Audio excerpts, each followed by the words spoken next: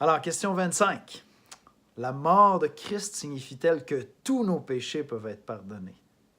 La réponse, oui, parce que la mort de Christ sur la croix a payé totalement la rançon de notre péché.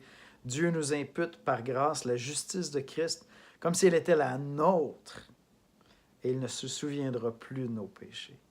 Écoutez, c'est super précieux, il faut vraiment embrasser cette doctrine-là à fond. Je vous dirais que c'est la plus précieuse des enseignements, le plus précieux des enseignements de l'Église.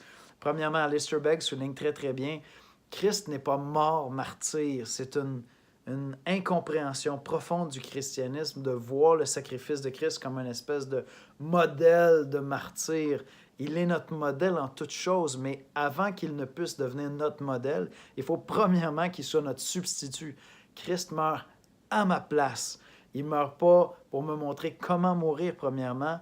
Je vais apprendre à le suivre, mais c'est parce qu'il prend ma place. Christ est mon substitut, c'est mon remplaçant. Il m'envoie sur le banc jusqu'à la fin du match. Je n'ai pas besoin d'y aller. C'est lui qui embarque sa glace jusqu'à la fin du match, jusqu'à temps que je rentre dans l'éternité. Il est substitut à ma place. Deuxième chose que j'aimerais qu'on retienne, c'est que son sacrifice est suffisant.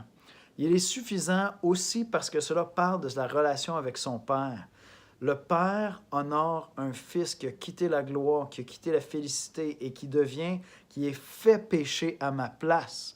Et de penser que le sacrifice du Fils ne serait pas suffisant pour payer pour tous mes péchés, cela parlerait de quelque chose de triste, de pathétique dans la relation entre le Père et le Fils. Le Père honore le Fils et son sacrifice. C'est comme si, à la limite, le sacrifice de Christ ne parle pas autant de la relation de Dieu avec nous que la relation au sein de la Trinité, parce que le Père voit quelque chose de glorieux, de beau, de majestueux dans le sacrifice du Fils. C'est ça qui fait qu'il va l'honorer même pour l'éternité. C'est ce qu'on voit dans l'Apocalypse. Et donc, troisièmement, qu'est-ce qu'il y a à faire? Il faut rentrer dans cette joie-là.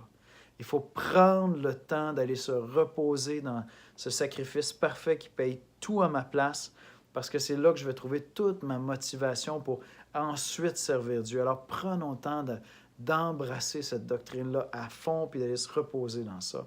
C'est vraiment glorieux.